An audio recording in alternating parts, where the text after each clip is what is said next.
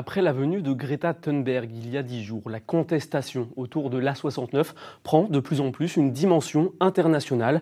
Ce jeudi, c'était le rapporteur spécial de l'ONU sur les défenseurs de l'environnement qui était sur place à Saïs, sur la ZAD, au contact des opposants nichés dans les arbres.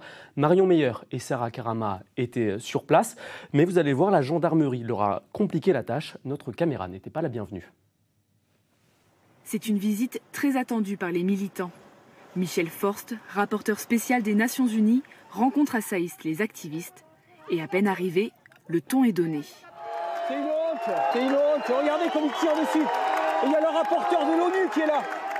Devant ses yeux, un écureuil est délogé, le deuxième sur ce site. Une intervention musclée sous les yeux des militants qui souhaitent dénoncer les violences.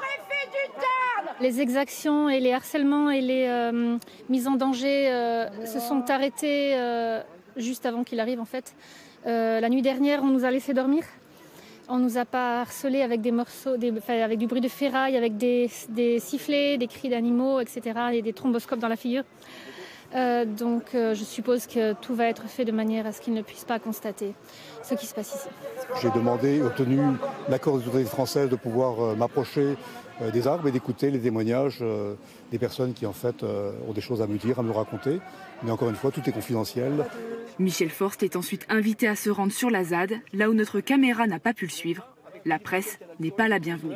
Les personnes se sont exprimées et ont témoigné, et il a pu aussi se rendre compte de l'ensemble de l'arsenal répressif des projectiles qui ont été envoyés, l'ensemble de tout l'arsenal des forces de l'ordre qui a pu être envoyé. On espère que l'État français sera mis devant ses responsabilités. La rencontre s'est achevée en fin d'après-midi, alors que la coupe des arbres, de l'autre côté, a repris. Et le rapporteur de l'ONU a rendez-vous demain avec le préfet du Tarn. Il pourra demander éventuellement des mesures de protection immédiate pour les opposants.